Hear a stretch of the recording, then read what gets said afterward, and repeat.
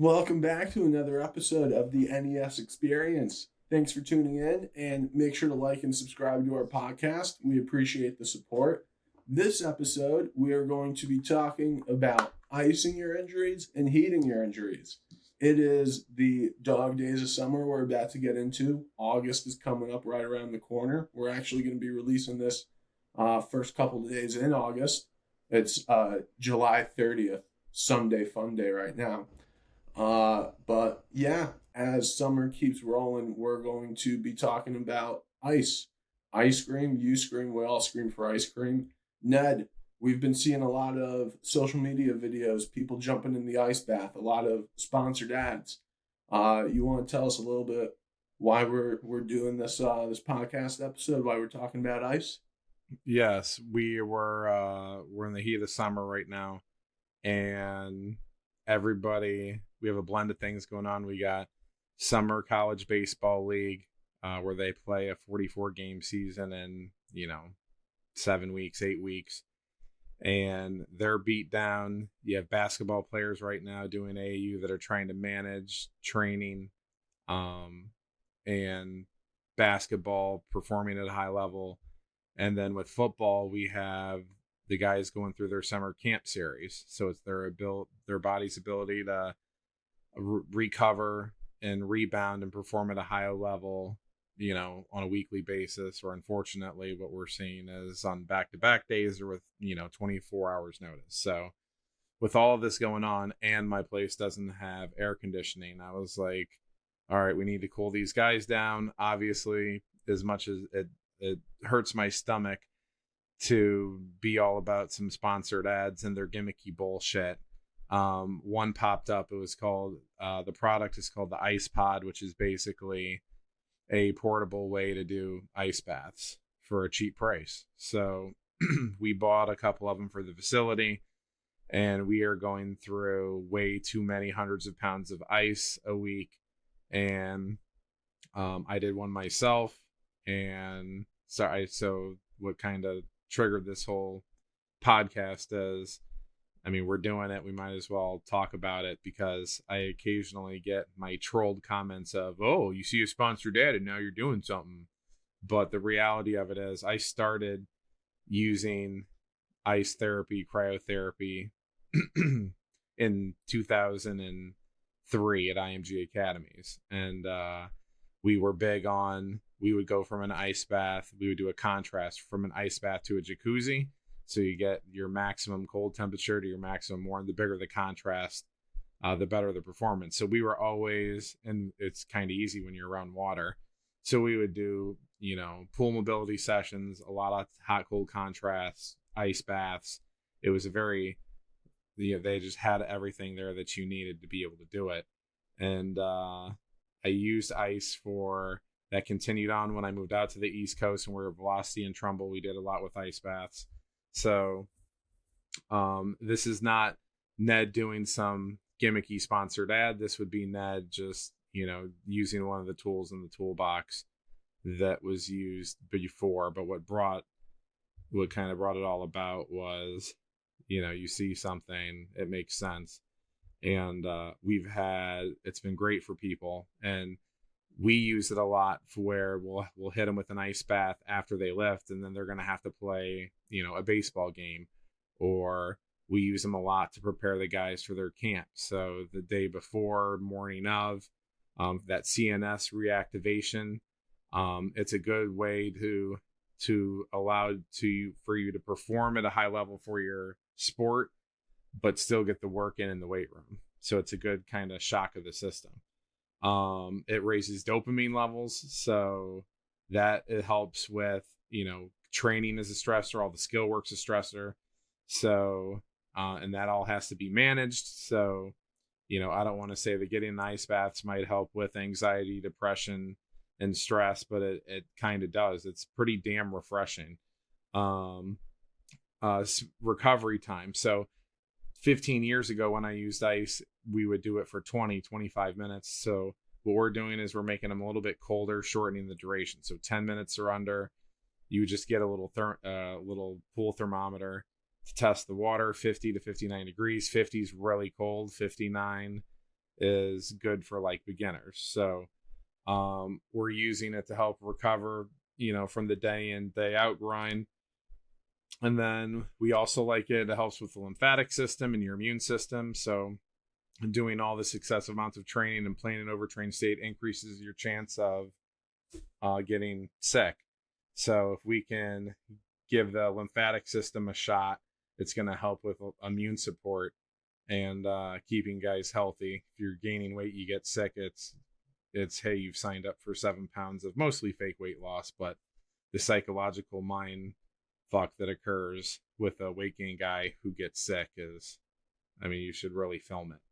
And then also it helps with sleep. So, and sleeping helps with managing stress, and sleeping is what allows your body to recover. So it all kind of works, together. But big fan of the ice baths outside of all the ice that we need to buy.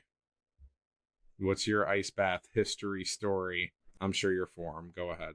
Yeah, I've been a big fan of the ice bath. I've been taking a lot of ice baths ever since I can really remember. I would fill up my own bath, in my house, my parents' house. Just dump all the ice, run as cold as I could. Just hop in there, throw in some Epsom salt, do a little hot, cold contrast, stuff like that, like you were saying. And then when I got to high school, they had actual ice bath, tubs and stuff. So I got to sit in those for a bit. They were fun. And then college, they had a giant, ice bath that would fit maybe about like 6 guys, and then a couple smaller ice baths that you could fit like 3 guys in, and everyone would just jump into them after practice and stuff for about 10-15 minutes or so, and just have a good time. A couple rubber duckies. It was a blast. So yeah, big Male fan of the ice bonding. bath.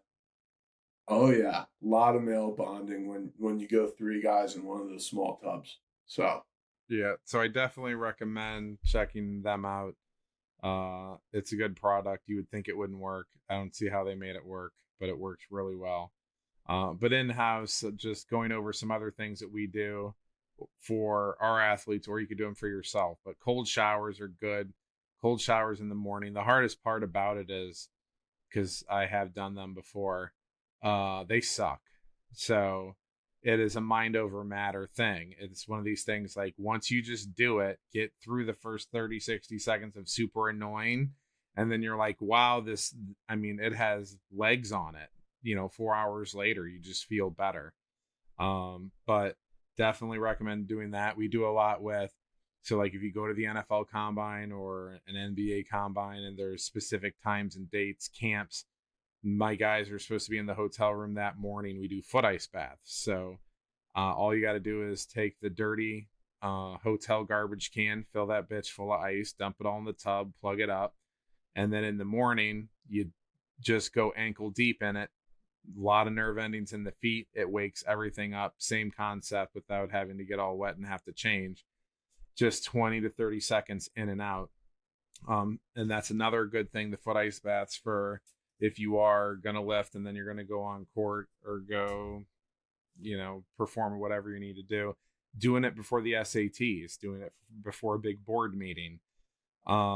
It's especially when, I occasionally have to be functional at 6-7 a.m., which is super annoying, but I'll do it. And especially if I'm traveling. If I'm traveling, it's for something generally important anyways. So foot ice baths, we do them in-house. People do them on their own. And then what you brought up, hot cold contrast, which is my favorite, and I believe more beneficial than anything, because you get all the benefits of cold and all the benefits of hot. And then when you time it the right way, which is right before you go to bed, that is going to give you the best night's sleep ever, therefore speeding up your body and your recovery time the most. So we do any time before a big competition, the night before a game, not the day of. I had one dumb athlete be like, oh, I used to do them every time before I pitched. And I'm like, no, you should want to take a nap after you do this. So I had one person get it wrong out of thousands. That's not too bad. But yeah, you want to do it the night before. You want to do it 30 minutes before you go to bed. So that is what's going to give you, especially if you don't get good sleep, you're a restless sleeper, puts you to bed like a baby. With the hot cold contrast, you could do it in the shower. So you go 2 minutes hot, 2 minutes cold, or 1 minute hot, 1 minute cold, 4 to 5 bouts. It takes whatever, 8 to 16 minutes. And that is something that anybody could do. But if you can't go from a jacuzzi or a hot tub to a ice tub, the temperature contrast is going to give you, the most bang for your buck. I'm actually going to use that because Sam gets terrible sleep and can never actually stay asleep. So maybe doing some hot cold contrast before bed, that'll be a good thing. Kind of, put the lights out because that's definitely needed. I actually didn't know that. Why does it put you to sleep? Because I'm going to go more over with warm baths, but it just makes anything to do with water, whether more warm than cold, is going to allow you to, it has a therapeutic calming effect. So they have research that warm baths increase your stage 3 sleep, which is where your immune system, muscles grow in recovery and things like that, and then stage 4 REM sleep, which helps with memory retention. So unfortunately, there have been a lot of nerds that, just linking warm bath alone at night, and then you throw the Epsom salt in there, which helps with, tissue recovery. But yeah, they just studied it. Now, hot versus cold, using both of them, I don't know how much research has been done on that, but my research is everybody that I tell do it, and everybody tell me that that's fantastic.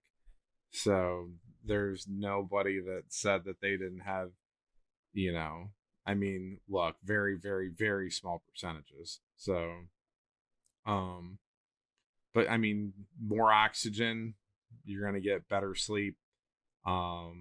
It's just bringing all the nutrients and fueling your body to get ready to recover. So, but that is more on the heat side. Awesome. Is there anything on the cold side of like what not to do or anything to avoid? Yeah, just make sure that you don't go too long. So as I said, I would, if I could take back, I wouldn't have done 20, because we do 20-30 minutes. And what happens is if you're in too long, your body is going to say like, oh, I'm too cold, I'm in a survival situation, and it's going to increase blood flow and have the reverse effect. Now, when that reverse effect happens, that's not really researched that much, because nobody's pulling out and stabbing vials of blood when somebody's, going through hypothermia. So I don't think we have the answer of that. But going too long, I think there's just a diminishing effect. It's just not necessary. And then going too cold, and that's where you get into, because if you do a whole bunch of research, because everybody's got a poo-poo party, now they're creating their own set of research about how dangerous it is to do cold plunges and ice baths because of what it does. Oh, I guess if we're doing a fucking disclaimer, man, if you got heart conditions and shit, don't do this. So that's the go. Don't be dumb. I guess I had to throw that in there, because people can be dumb. But why if you have a heart condition, what makes it bad for that? I mean, it could make you go into cardiac arrest. Yeah, that would be bad. Yeah, that would be very bad. So that's why when you have heart conditions, your world's just that much more difficult.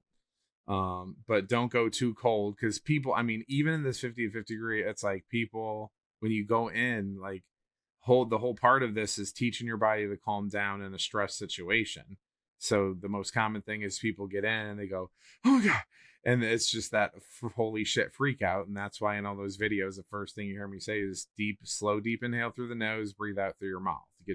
So take your you're doing baby meditation when you get in there to control and calm everything down. And then within 60 seconds, your body acclimates and then everything is fine. It's being able to, I mean, I'm sure it's the same thing if you're having a baby. Never had a baby. Saw my wife have two. There was some breathing and shit. But yeah, you got to chill the fuck out. So don't go too cold and don't go too long. And another thing with ice is it can't be ice, ice, ice, ice, ice for everything. You do not want to treat injury outside of, I just got hurt, my elbow just got hurt, I'll throw some ice on it to make it feel better. But there's way too much people trying to make their groin issue go away by icing their groin for 5 weeks straight every single day. And all you're doing is making things more tight and less mobile, which is going to increase the chance of you having an issue with it later on. But once again, that goes back into the heat thing. So, but no, there's my what not to do's. Awesome. Yeah, I was always told that it's 48 hours after you get hurt. If you want to throw ice on it, numb it up. But then after that, it's switched to heat. People say 48, people say 72. The big thing is it's all you want the inflammation down for the most part before you start to heat it. But that the ice really isn't. Time is more helping with the inflammation going down. The ice isn't necessarily doing it, but the ice is, when the ice takes the blood flow away from the area, it has to come back, and then the blood flow coming back in is the good stuff. So it indirectly helps with the inflammation. I'm just not trying to, well, you either are about to know or know my stance on people treating ice, because it's frustrating because everybody bags of ice and I have to tell the whole spiel. Now I don't, because I'll be able to talk about it in the podcast, and I could just say, go watch episode or listen to episode 39 and you'll learn why. Awesome. Yeah, it kind of just, it's a lot like alcohol. You pour alcohol over ice, it kind of makes it a little bit smoother. It kind of just numbs the burn. You put some ice on your groin, just kind of numbs it, makes it so you don't feel it around there anymore. But other than that, it's not doing much. Like a Band-Aid. So, yeah, just a really, really cold Band-Aid. But yeah, so if that's not doing much, then how do you treat your injuries with heat? So, after you're through your window, your 48 to 72 hour window, now what we want to do is we want to bring blood flow to the area. So oxygen nutrient dense blood to the area is going to help speed up recovery time.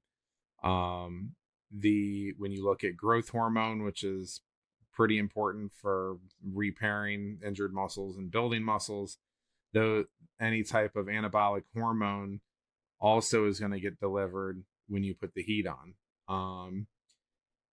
As far as your flexibility and mobility, so the reason why you don't want to ice all the time 4 weeks after a groin injury is because part of the rehabilitation process to get back to 100% function is improving the flexibility, which is part of the reason why it might have gotten injured in the first place, and the mobility, the hips, and the function to be able to replicate the motions that you would do on the basketball court without having any problems again. So if I am constantly icing, that is counterbalancing my flexibility and mobility needs, and heating up tissue, making it more pliable than stretching it, is what should be done in the process to getting back to sport, not continuous icing. So, and heat's also good for pain relief. So, back issues, sprains, tendinosis, which is like long-term tendonitis. It's like, hey, I've had patellar tendonitis for, a whole season, 4 months, and I didn't treat it. Now it's tendinosis. So more severe tendinosis injuries, heat is going to help with that. Muscle spasms and back issues and things like that. So heat brings, all the repair and recovery things that you need to do. So when you're thinking treatment, pains, illnesses, and whatever, don't think ice, think heat. So I was saying earlier, warm Epsom bath salts. So part of treatment of injury and speeding up recovery time and getting healthy is sleeping. So we know that warm baths are going to get you into the stage 3 and stage 4 sleep that you need to maximize your recovery. So you definitely want to implement those. And then the hot cold contrast, I went over that with ice, but basically when, the dilation occurs with the hot. It opens everything up, and then you flip it over and then go to the cold. So that's vaso contraction with the cold, and it causes a blood flush or a blood pump, and it flushes out. It helps flushing out the lymphatic system and all the metabolic waste and toxins that get in the muscle, lactic acid, and all those things to help speed up recovery time. Once again, with the benefits of hot and cold paired at night, therefore sleep, therefore fun stuff. And then heating pads is something that everybody should have in the house, really multiple. And then but you always want to go 20 minutes on, 20 minutes off. And then depending on who you are, do 20 minutes on the bad shoulder and 20 minutes on the knee, and then switch it, back and forth. So just pick another thing that's bothering you or another thing that's tight and alternate those sides back and forth for a couple hours. And then because we just had pool mobility yesterday, I figured, and our pool temperature was 88 degrees. We're going to throw my pool into the heat category, but we also take the athletes through movement mechanics in the water. And it's a way for us to be mobile, but take 70% of the load off our body. So we get a workout, but because everybody's overtrained with how hard we've been training this summer and all the shit going on. So those are all things that we use to help keep our athletes in the game performing. That's important stuff. Ice and heat are two of the biggest weapons, I guess, when it comes to treating things. Icing a ton after practice, and I remember heating a ton to get warmed up and to get things loose before practices. So yeah, I guess that kind of pretty much does it for this episode. The only thing we have left, we've been kind of doing a new little thing, replacing the question and answer, kind of like a true or false thing, but keeping with the topic of ice baths. Something I used to do, you can weigh in on if it's a good thing or a bad thing, but we'd set the ice bath to maybe about like 48, 45, and just kind of sink right into it. And if you're watching along on YouTube, I'd sink in a little lopsided. So I'd get all the way in, but I'd sink in my right shoulder because I was a quarterback, and then I'd have my neck kind of down, trying to keep my heart above the water, and just let my whole body just soak in the ice bath for a good 15 minutes. Was that a productive use of that time for me, Ned? I mean, borderline disturbing. I guess you're trying to be proactive and not have a heart attack by keeping your heart out of the water. So that was good. And the excessive coldness, probably it was probably too cold, which probably didn't help you too much. I don't know, man. How'd it go? Did you love it? No, I mean, I definitely wouldn't describe it as loving it. I thought it was like, a galaxy brain move. I was like gonna never be sore. And the trainer, at the high school just kind of, just looked at me and kind of supervised me so I wouldn't die of hypothermia, but just kind of like shook his head and was like, I can't approve of this, but I'm not going to stop you. So yeah, it wasn't fun.